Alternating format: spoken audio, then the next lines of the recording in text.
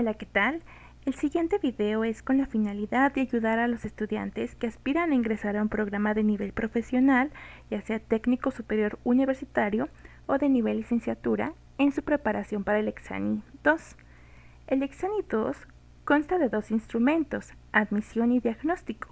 En este caso, nosotros nos vamos a enfocar en el diagnóstico, específicamente al área de las ciencias administrativas, que comprende administración, economía y estadística. Y empezaremos por administración.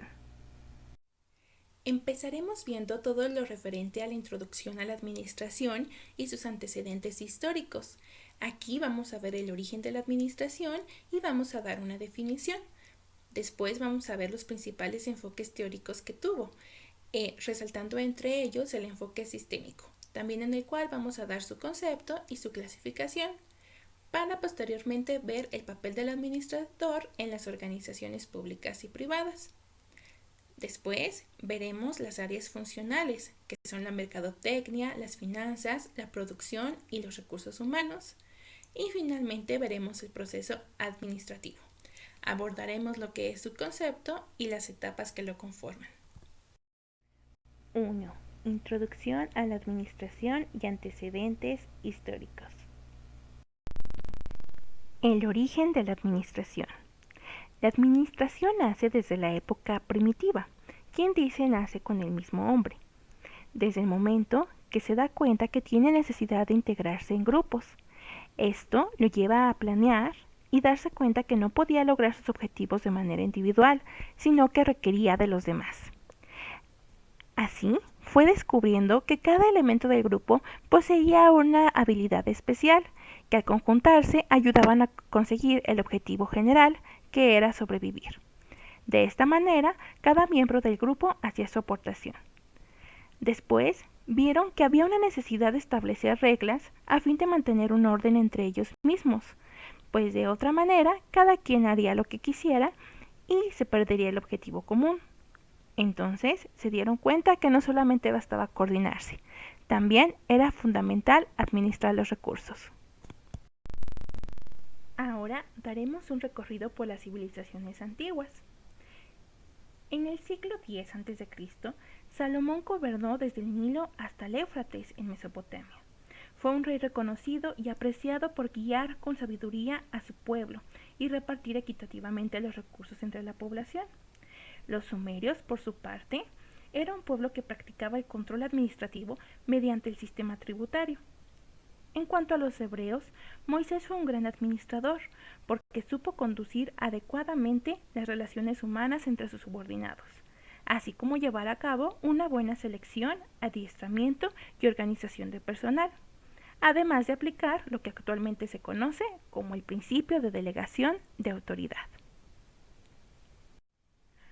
Por su parte, los egipcios, con las edificaciones de sus pirámides, se observa que tuvieron una gran organización, porque resolvían los problemas de transporte de materia, alojamiento y construcción. También se fijaban en la dirección y control de un gran número de trabajadores que eran esclavos. Hammurabi, rey de Babilonia, aportó a la administración el código que lleva su nombre, donde estableció el salario mínimo y señaló que la responsabilidad no puede transferirse. En cuanto a China, es quien reconoce la necesidad de la organización, dirección y control. Además, hizo hincapié en un sistema que los llevará a la especialización. Por su parte, los griegos usaron métodos de trabajo y tiempo, administraron operaciones comerciales y plantearon la división del trabajo. La antigua Roma organizó, administró y controló los territorios y pueblos que fueron conquistando. Se dice que consiguió el control de una población aproximadamente 50 millones de personas. A la caída de Roma, aproximadamente en el año 476 después de Cristo, se inicia la Edad Media. En esta, el rey era poseedor de la tierra y cedía una parte a la más alta nobleza a cambio de apoyo militar y financiero, y así sucesivamente en escala descendiente hasta llegar al señor feudal y los siervos. Este tipo de sistema representó una forma de descentralización a gran escala que ha adquirido gran importancia en la actualidad. Con el paso del tiempo, hubo una gran demanda agrícola que favoreció el desarrollo de los oficios, como los carpinteros, zapateros, herreros, entre otros, y de los artesanos, quienes al poder comprar su libertad podían trabajar en las ciudades. Estos grandes cambios condujeron a la formación de una organización estructurada y de oficios.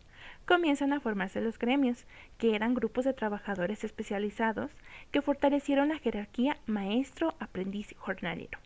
Así, inician a regularse las horas de trabajo, sueldos y precios, aportaciones que son importantes a la práctica administrativa. Finalmente, empieza el declive de estos grupos, debido a la aparición del mercantilismo y la necesidad de nuevas maquinarias. De esta manera surgen otros empleos y divisiones de trabajo para la industria manufacturera. Después de esto, se da paso a lo que fue la Revolución Industrial. Como parte de la introducción a la administración, ahora veremos su definición. La palabra administración viene del latín ad, que significa dirección para o tendencia para, y de la palabra minister, que significa subordinación u obediencia, y significa aquel que realiza una función bajo el mando de otro, es decir, aquel que presta un servicio a otro. La administración puede ser entendida como un proceso integral y social que nos ayuda a solucionar problemas comunes y tomar decisiones. Para Henry Fayol, administrar es prever, organizar, mandar, coordinar y controlar, mientras que para Peterson y Pullman significa que es una técnica por medio de la cual se determinan, clasifican y realizan los propósitos y objetivos de un grupo humano en particular. Para George Terry, significa que consiste en lograr un objetivo predeterminado mediante el esfuerzo ajeno. En resumen, la administración es una actividad humana que coordina los esfuerzos y los recursos de una organización con el fin de que se logren eficientemente todos los objetivos institucionales e individuales. A continuación, vamos a ver los diferentes enfoques teóricos de la administración. Entre ellos están el enfoque clásico, la teoría general de la administración, enfoques cuantitativos, enfoques cualitativos y el enfoque sistémico, que este se aborda dentro del punto 2, pero lo mencionaremos al terminar los enfoques cualitativos. El enfoque clásico. Con la revolución industrial se acabaron viejos procedimientos artesanales de trabajo y se crearon y fortalecieron conocimientos industriales de forma integral.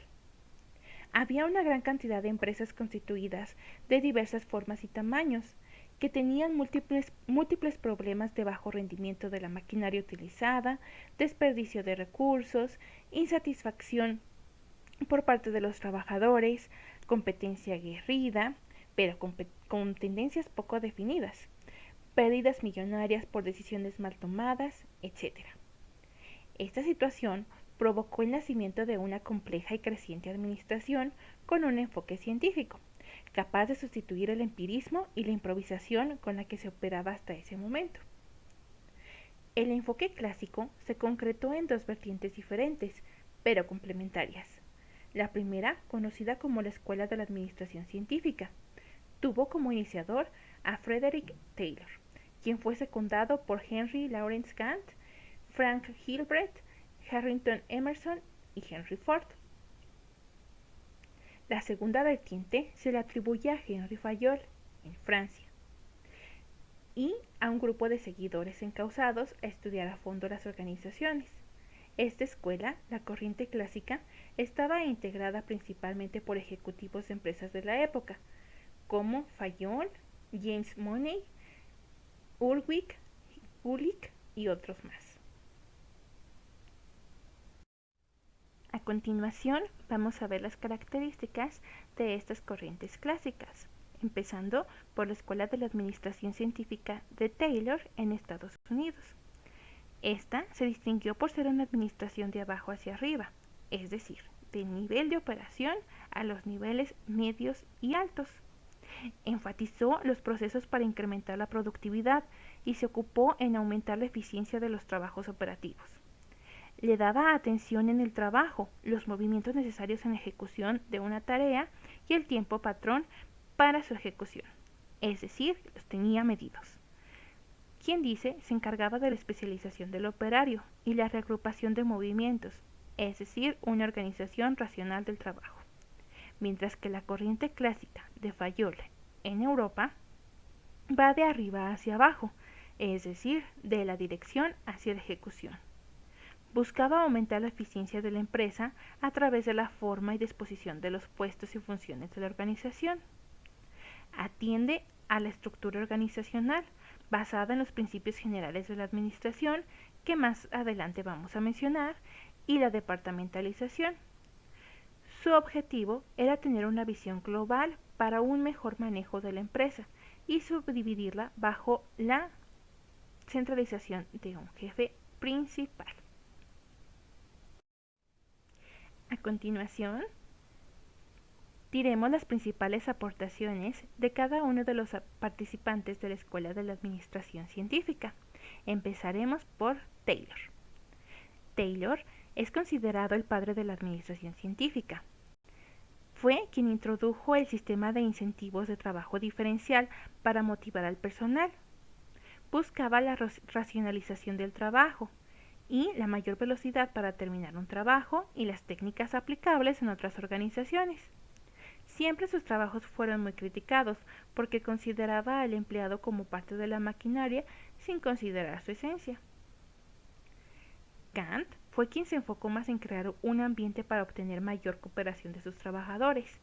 Creó técnicas y gráficas para planear y controlar, como ejemplo la gráfica que lleva su nombre. Sentó las bases para desarrollar dos instrumentos para graficar, es decir, la ruta crítica y la técnica para revisión y evaluación de programas.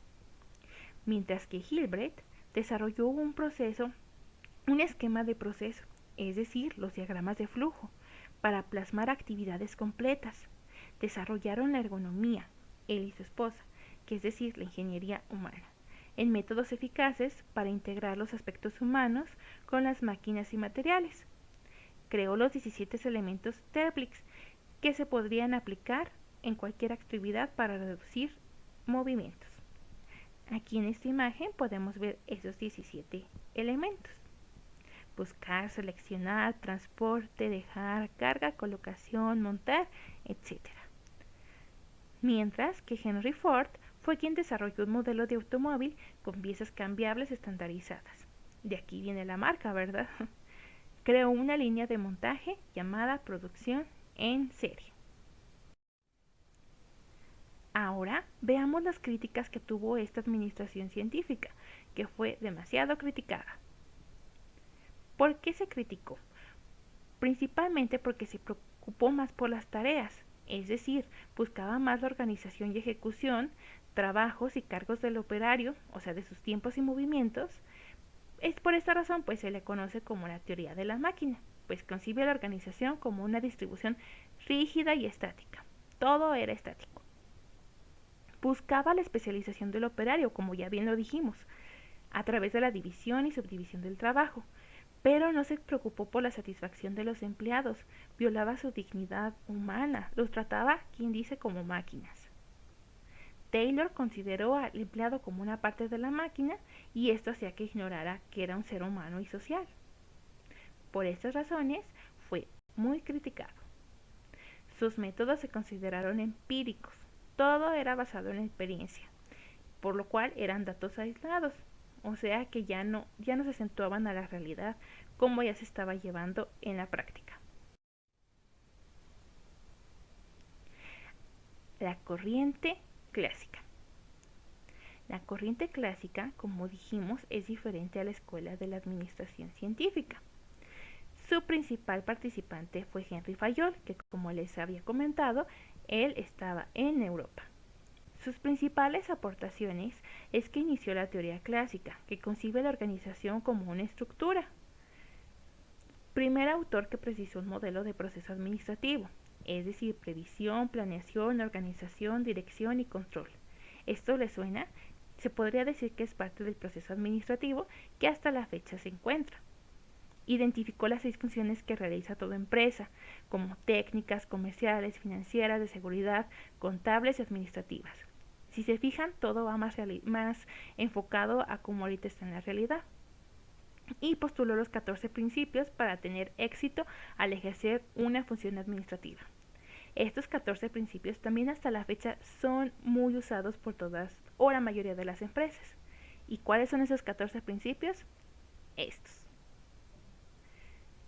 1. División del trabajo, autoridad y responsabilidad, disciplina, unidad de mando, de dirección, subordinación del interés individual al bien común o general, justa remuneración, centralización contra descentralización, jerarquía, orden, equidad, estabilidad del personal, iniciativa, espíritu de equipo o unión del personal.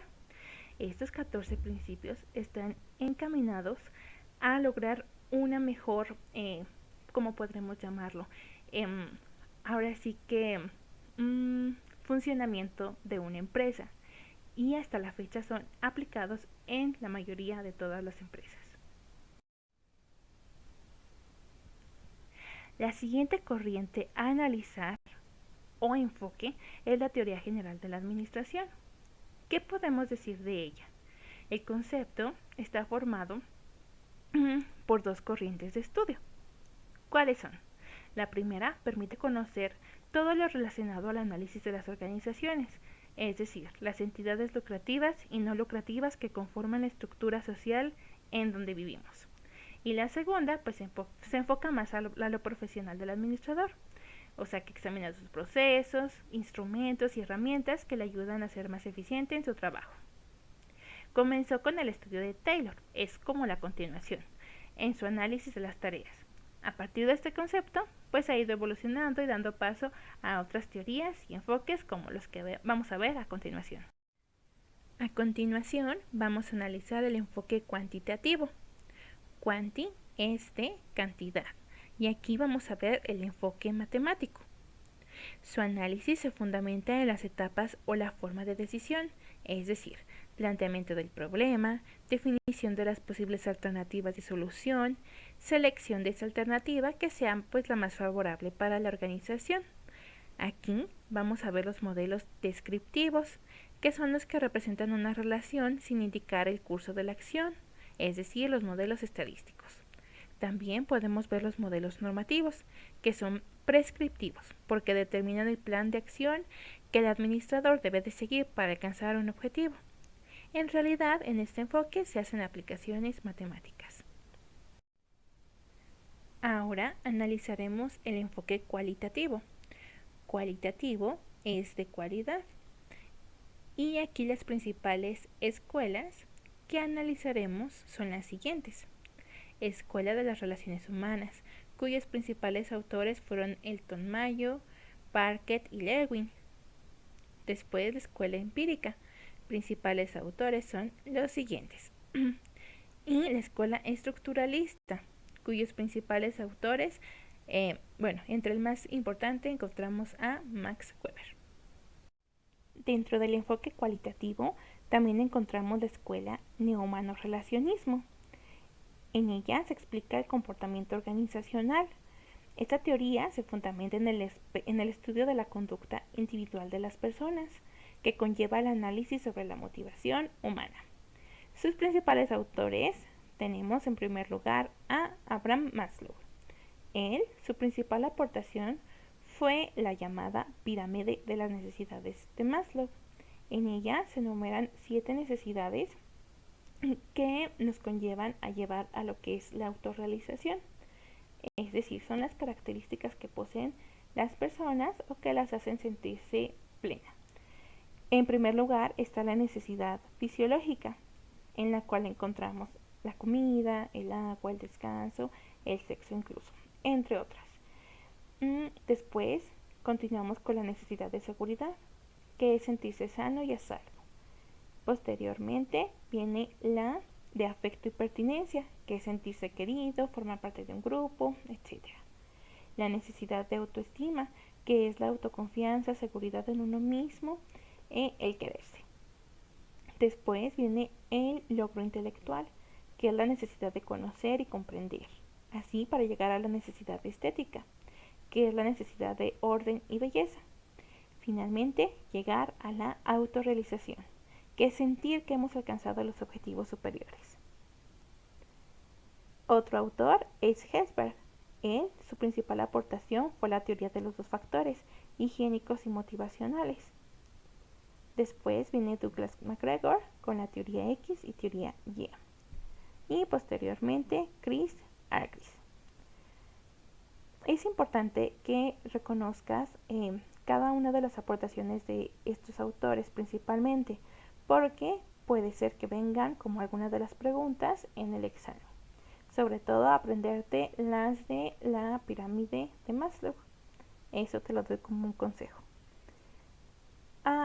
La última escuela que entra dentro del enfoque cualitativo es la escuela estructuralista, cuyos principales autores se presentan a continuación, siendo el más principal Max Weber.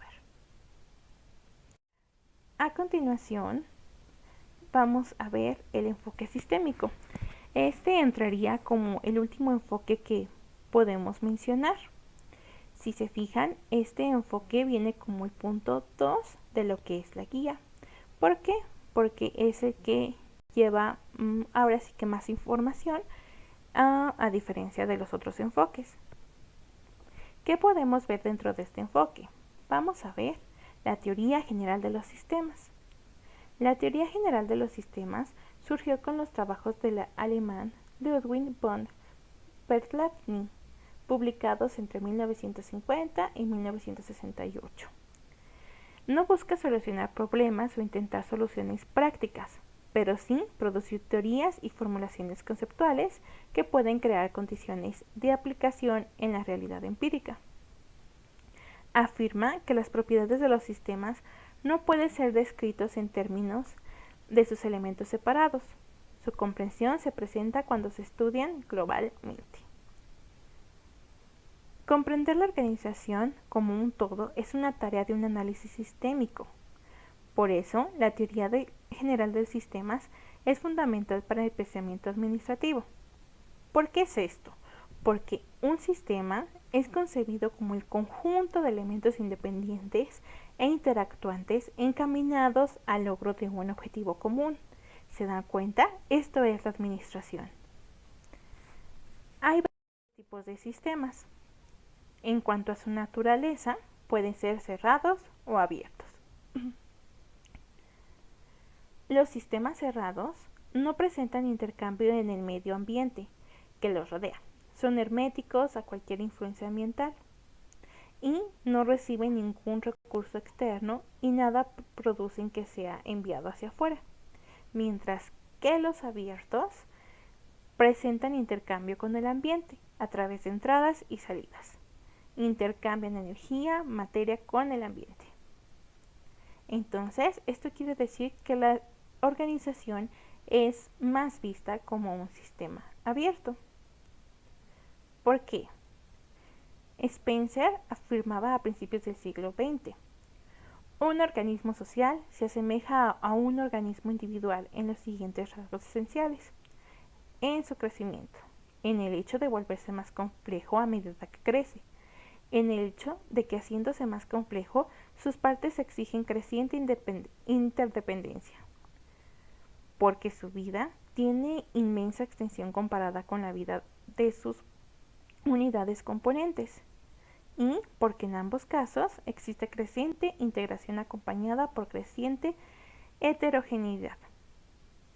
El concepto actual de sistemas organizacionales no acepta la existencia de un sistema cerrado. No podemos ahora sí que afirmar que la organización no puede interactuar con el ambiente. Todo sistema necesita energía de insumos para trabajar, además de la influencia del medio ambiente para retroalimentarse y perfeccionarse.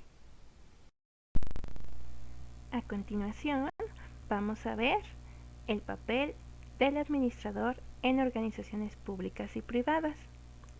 El administrador es quien dirige, guía y cuida, es decir, el que dispone de los bienes propios o ajenos. El papel del administrador depende del estatus y rol que desempeñe, así como el lugar en donde se sitúa.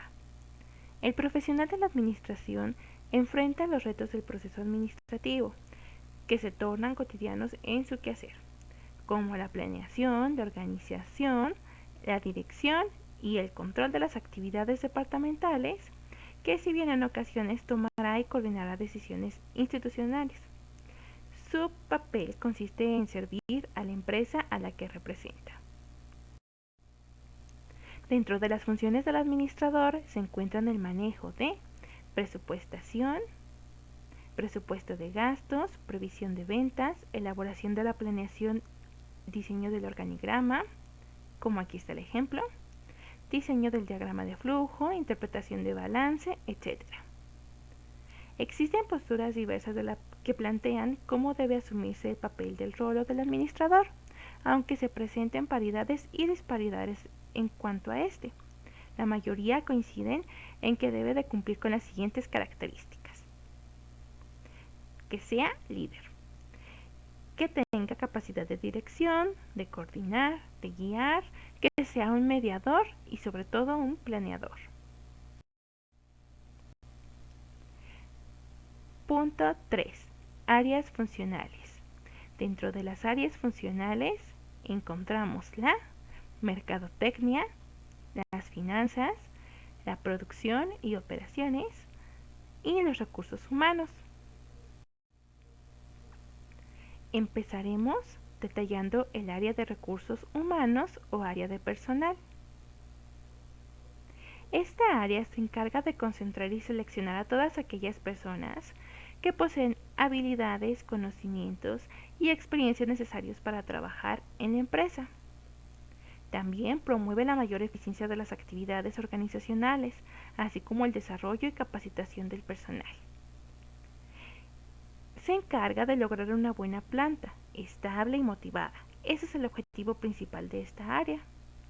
Sus funciones son la contratación, la capacitación, el desarrollo, los sueldos y salarios, las relaciones laborales, los servicios y prestaciones, la higiene y la seguridad. También selecciona los elementos según sus características. Deben de tener ciertas necesidades para que cumplan el área correctamente, y se encarga de ver que sus puestos sean específicos al trabajo que van a realizar. Es decir, que el área de recursos humanos selecciona, capacita, adiestra y sobre todo motiva a su personal. El área de finanzas. El área de finanzas se encarga de la obtención y distribución de los recursos monetarios, del dinero. Aquí se maneja todo el dinero de la organización y se busca la obtención de un mejor rendimiento en cuanto a su inversión, disponibilidad de efectivo, etc. Las funciones en esta área son el financiamiento, la contraloría y pago de obligaciones. La mercadotecnia. La mercadotecnia está enfocada al ciclo de ventas y toda su distribución. Abarca la planeación del producto, la investigación de los mercados, el almacén, la publicidad, los distribuidores y la colocación del producto que se creó. Las actividades que realiza son la investigación de mercados, la planeación y desarrollo del producto, en cuanto a su presentación, su marca, su envase o su empaque, el embalaje y la etiqueta. La determinación del precio y los puntos de venta, los tipos de venta, la distribución y logística, así como su promoción, medios de publicidad, propaganda y relaciones públicas. Dentro de la mercadotecnia entra el concepto de las 4P. ¿Cuáles son las 4P? El precio, el producto, la plaza y la promoción.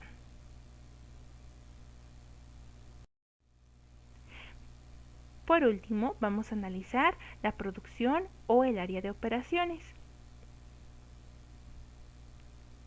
Esta área abarca desde la llegada de la materia prima hasta la combinación del bien o el producto. Las funciones que se llevan a cabo en esta área son la ingeniería de la planta, la ingeniería industrial, los abastecimientos, la fabricación y control de la calidad. Esta actividad implica la utilización de la mano de obra, la maquinaria, el equipo, las instalaciones, la materia prima, los materiales y las herramientas.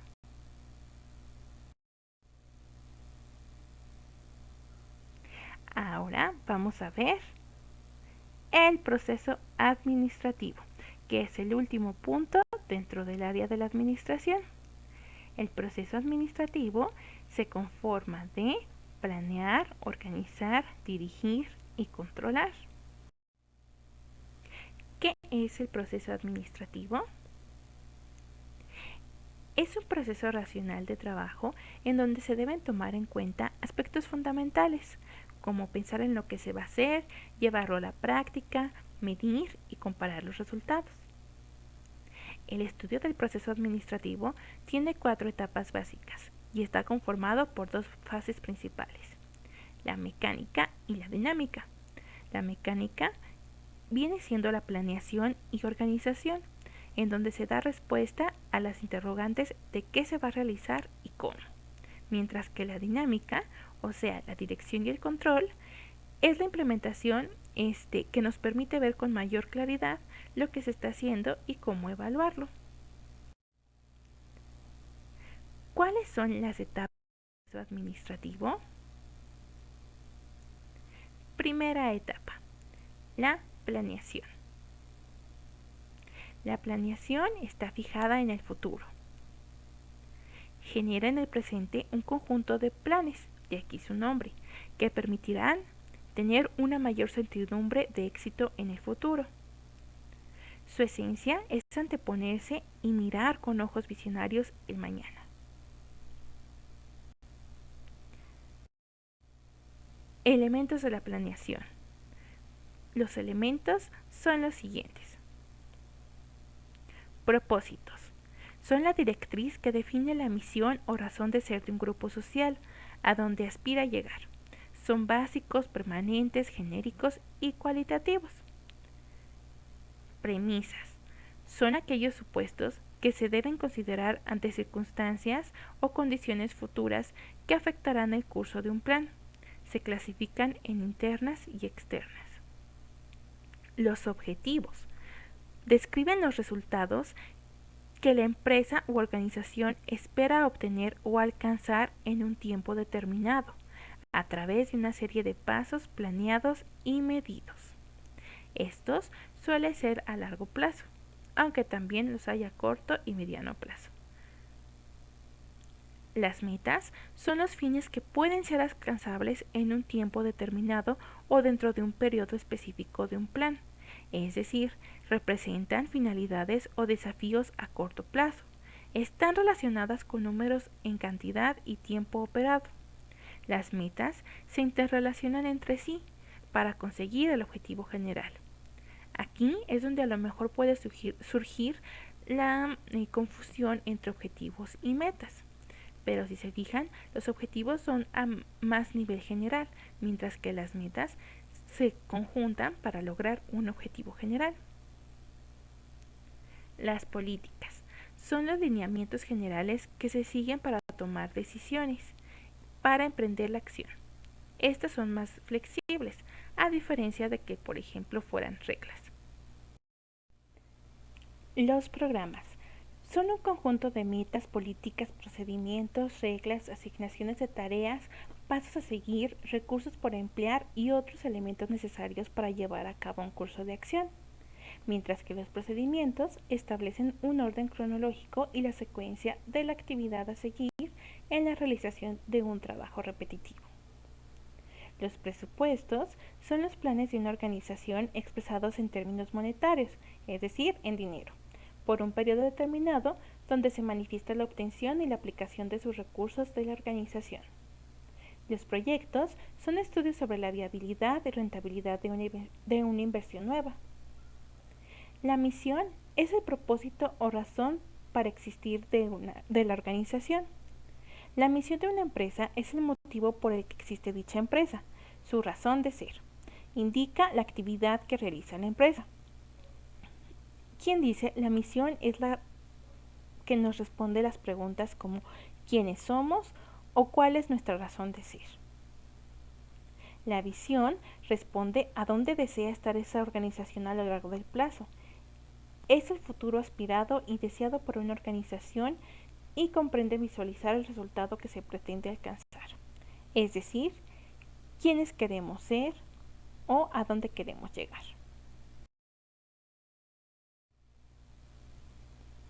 Tipos de planeación. Entre los tipos de planeación o planes encontramos la estratégica, que es la que se establece en el nivel más alto de la empresa y determina la asignación de recursos en toda la organización. Encontramos también la táctica, que es la formulada para cada una de las áreas de la actividad de la empresa. Y la operativa, que es encaminada a cada departamento. Técnicas y herramientas de la planeación. Aquí encontramos los manuales de objetivos y políticas, los diagramas de flujo, las gráficas de Gantt, que recuerdan que ya la habíamos visto anteriormente, la ruta crítica o modelo del camino crítico, la técnica de revisión y evaluación de programas PERT. Aquí está el ejemplo de la gráfica de Gantt y del análisis de una red PERT.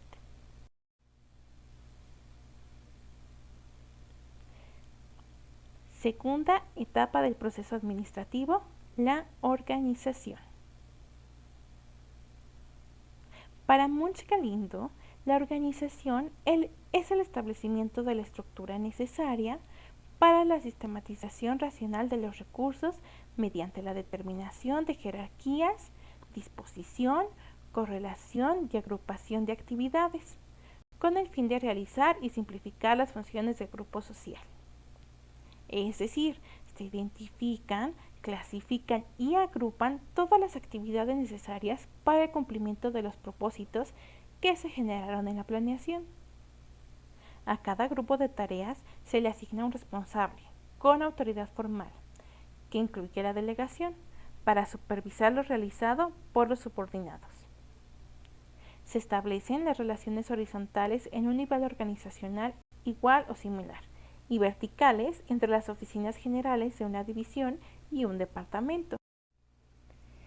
En cuanto a los tipos de estructura organizacional o también organigramas, tenemos la organización lineal o militar. Esta es de un solo jefe, es línea directa. Aquí está el ejemplo. Por lo general se utiliza en empresas pequeñas. Organización funcional. Es la que busca reducir el mínimo de actividades o funciones, ya sea por un gerente, supervisor o trabajador, con el fin de dividir el trabajo y conseguir la especialización. Aquí tenemos el ejemplo. Organización lineofuncional. Combina los dos tipos de organización, es decir, la de línea y la funcional, con la intención de aprovechar las ventajas de ambas. Organización staff. Necesita especialistas que, sin tener una autoridad directa dentro de la organización, sobre los subordinados aconsejen y sobre todo se representen en el organigrama. Aquí está el ejemplo y se representan por una línea punteada. Organización por comité. Se da cuando se decide asignar los asuntos de carácter administrativo a un grupo o comité de personas. Aquí tenemos el ejemplo. De acuerdo con Harold Kuntz, el proceso de organización comprende los siguientes pasos a partir de los objetivos generales de la empresa. Formular objetivos, políticas, planes que se llevarán a cabo. Determinar y clasificar las actividades que se consideren necesarias para cumplir con los objetivos trazados. Agrupar las actividades, es decir, la departamentalización, con base en los recursos humanos y materiales que se tienen, y utilizarlos de acuerdo con las circunstancias adecuadas. Delegar la autoridad necesaria para el buen desempeño de las actividades a través de un responsable. Enlazar la forma horizontal y vertical, las relaciones de autoridad, es decir, en el organigrama, así como los flujos de información y los grupos entre sí. Aquí tenemos el ejemplo del organigrama, de los manuales de procedimiento, de organización y de los diagramas de flujo. Tercera etapa del proceso administrativo, la dirección. La dirección es la ejecución de los planes de acuerdo con la estructura organizacional, mediante la guía de los esfuerzos del grupo social a través de la motivación, comunicación y supervisión. A través de ella se ponen en marcha los lineamientos establecidos en la etapa de la planeación y la organización, es decir, las dos anteriores. Se logran las normas de conducta más deseables en los integrantes y se alcanza una buena comunicación. Etapas de la dirección. Las etapas de la dirección son 4. La supervisión, que consiste en vigilar y guiar a los subordinados hacia la realización de las tareas de forma eficiente, mediante la autoridad y el esfuerzo de ambas partes. Comunicación. Se transmite y recibe información de un grupo social. Hay que ver que hay varios tipos de comunicación. La motivación. Esta es la labor que realiza un superior para persuadir, animar e impulsar a sus subordinados a realizar determinada acción encaminada al logro de los objetivos. Integración es la manera como una organización, a través de los responsables, selecciona y se llega al personal idóneo para poner en marcha los planes establecidos que se trazaron en la planeación. Entre los conceptos relacionados con la dirección encontramos el liderazgo, que es una función necesaria para toda sociedad. Juega un papel de gran importancia para la dirección, pues lo que se espera de un líder es que todos lo sigan, que persuada a las demás personas para que adopten los objetivos definidos. La motivación. En cuanto a la motivación, podemos recordar la pirámide de las necesidades de Maslow, que ya habíamos dicho, y la teoría de los factores de motivación de Herzberg. En cuanto a la pirámide de las necesidades de Maslow, la podemos resumir en estas 5 partes, que son las fisiológicas, las de seguridad, las sociales, las de estima y las de autorrealización. Si bien recordamos, cuando abordamos los principales temas, habíamos hecho hincapié en la pirámide de necesidades de Maslow. No sé si lo recuerdan. Nosotros habíamos mencionado las necesidades fisiológicas también, las de seguridad, pero las sociales estaban dentro de las de afecto y pertenencia, y las de estima encontrábamos las de autoestima, logro intelectual y estética. Estas se van a resumir en estima. Y la de autorrealización pues queda igual. En cuanto a la teoría de los 2 factores de la motivación de Herzberg, tenemos los factores higiénicos y motivacionales. Los higiénicos son aquellas condiciones físicas, el ambiente de trabajo, la supervisión aplicada, el salario y los compañeros. En cuanto a las motivacionales, encontramos el crecimiento personal y el reconocimiento profesional, la autorrealización, la responsabilidad y el trabajo. Si se fijan, son muy parecidas a las que se encuentran en las necesidades de Maslow. La comunicación. La comunicación es un proceso mediante el cual se transmite e intercambia información verbal, escrita, gráfica o conductual con un grupo. Abarca desde una simple conversación hasta sistemas de información más complejos. La comunicación se clasifica de la siguiente manera. Formal. Fluye a través de los canales o estructuras formales de la organización, oficios manuales, etc. Informal. Se da a través de grupos informales, comentarios, opiniones, etc. Cuarta y última etapa del proceso administrativo es el control. El control consiste en supervisar todos los niveles mediante un mecanismo para evaluar el trabajo realizado en la planeación, organización y dirección. Debe aplicarse sobre todas las actividades y personas encargadas para ejecutar los planes.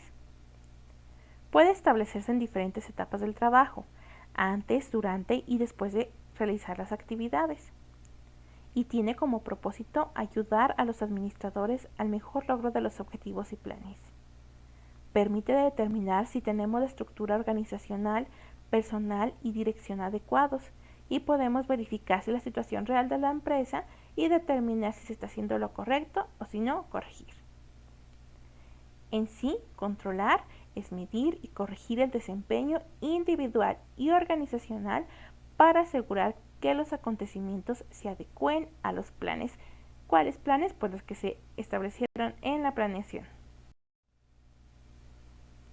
Según Joaquín Rodríguez y Valencia, el proceso de control consta de 4 etapas.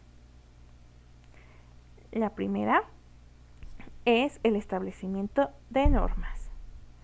La segunda es la medición del funcionamiento. La tercera es la comparación del funcionamiento con la norma. La cuarta es la acción correctiva, es decir, que si algo está fallando, corregir de inmediato. Y la quinta es la retroalimentación, para ver si lo que se está haciendo es lo correcto y esto nos va a servir para tomar decisiones a futuro. Es por eso que el proceso administrativo puede terminar con el control y si hubo algo mal, se vuelve a planear, se vuelve a organizar, se vuelve a hacer una dirección y nuevamente se vuelve a controlar. Esto es parte del proceso de control.